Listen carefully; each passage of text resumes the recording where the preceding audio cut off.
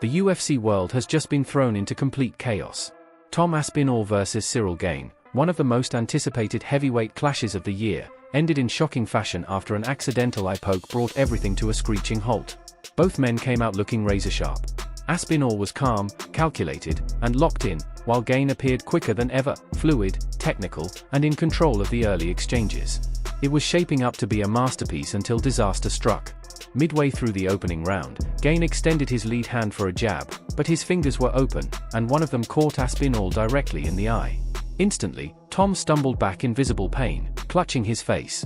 The referee rushed in as the crowd's roar turned into stunned silence while the doctors entered the octagon. Despite his efforts to blink it out, Tom couldn't regain clear vision. After a few tense moments, the doctor waved it off, no contest. Just like that, it was over. The crowd erupted in boos, unaware of how serious the injury was. But one look at Aspinall's eye told the story. There was no safe way to continue. Social media exploded instantly. Some fans called it pure bad luck, while others argued Tom should have fought through it, comparing him to Michael Bisping, who once battled on with a damaged eye. But most fighters and analysts, including Joe Rogan and Daniel Cormier, defended Aspinall, saying this was not something any fighter could or should push through.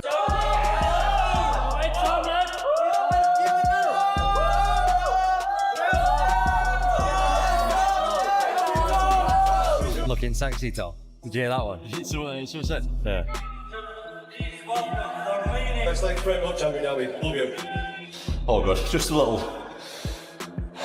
shakeout today, nothing crazy. We're only 5 days to the fight, so I'm not going to learn anything or get any better now. So I'm just trying to... Good, feels good to just have something to work towards after having a year of not having something to work towards. I've always been in the gym, but it's nice to have a goal, have an opponent. This fight in particular has been simmering for quite some time, so looking forward to getting in there and doing the job. I just want to be a champion who fights often, regular, and fights the best guys. I don't want to be these guys who fight, with big breaks in between, because that's what's happened. Nothing to do with me. I'm ready to put a stop to that, be active, be an active champion, be a defending champion, and fight the best guys. He's the #1 contender, so I think that's what champions should do, is they should fight the #1 contenders. I'm the champion. He's the next best guy. Let's fight and find out who the best guy is. That's the way it's supposed to go. Cyryl's a really good opponent. He's really unique with his style. I've never fought anyone like him before. That being said, he's never fought anybody like me before. So let's get in there, see what happens. That's what dreams are made of, isn't it? That's what I got into this sport to do, is to be the UFC heavyweight champion. To walk out there, last on the card. Everyone's waiting for me. Walk in there, put a big performance. When I was a little boy putting the gloves on for the first time, I was thinking about this kind of stuff, so I always have to keep reminding myself this the whole time is like, all the pressure, all the titles, all the fans and all that aside, I'm here doing what I love, I'm here doing what I dreamed of, and looking forward to going and doing it. Tom Aspinall versus Ciryl Gane. I'm sorry, for me, I'm a fan of Ciryl Gane as well. I just feel like Tom Aspinall is the next generation of the same thing we saw the likes of John Jones doing in terms of the dominant fashion that he took over his division. I feel like the same thing is going to happen with Tom Aspinall. That style at heavyweight is unseen. Ciryl Gane has a little bit of a bounce to him as well. I just don't think he's got the same snap and power that Tom Aspinall has, as well as the ground game as well. Although you probably won't see it in this fight. I feel like he could get a knockout in this fight. Gane, very safe striker. Doesn't fully commit with big shots all the time. He picks his shots. How does that work against Tom Aspinall? He's one of the most explosive guys. Like, he's the fastest heavyweight I've ever seen. And I think he just blitz straight through Gane, to be quite honest. Whether it's a takedown or even with the strike. Tom Aspinall has been living a great moment. Ciryl Gane is a great fighter. He's experienced this season. Tom is really good. Ciryl is much faster than his other opponents. Tom Aspinall, I think until proven otherwise, he's the guy. Hard to predict, but Ciryl Gane is very good too. I would say Tom Aspinall. I think maybe TKO, ground the fight. Aspinall, he can do that. Tom Aspinall, submission, first couple rounds. Tom Aspinall, phenomenal heavyweight, great athlete, decision. Ooh, I got Tom Aspinall in that one. It's heavyweight, so someone's getting knocked out. And if I think Tom's winning, then I guess I think... It's a heartbreaking outcome for Tom Aspinall, who waited over a year for this moment, only to see it end in such cruel fashion. And for Ciryl Gane, the frustration runs just as deep.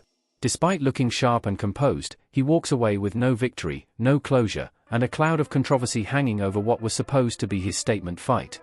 It is the undisputed heavyweight champion of the world, the pride of Wigan, the one and only Tommy Aspinall. Tommy Aspinall. Na. Tommy Aspinall. Tommy. Defending his undisputed gold, technically for the very first time, against the pride of France, the French prince himself, Bon Gamin himself, the one and only Ciryl Gane. These two have been going back and forth for the better part of 2, maybe 3 years.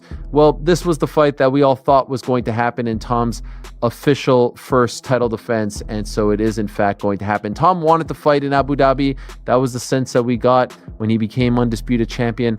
He didn't want to wait for New York. Let's be honest, the tax is a little better over there in Abu Dhabi compared to New York for an Englishman, for anyone, if we're being 100% honest. And so he wanted to be active. He wanted to fight in October. He wanted to fight in Abu Dhabi. It's closer to home.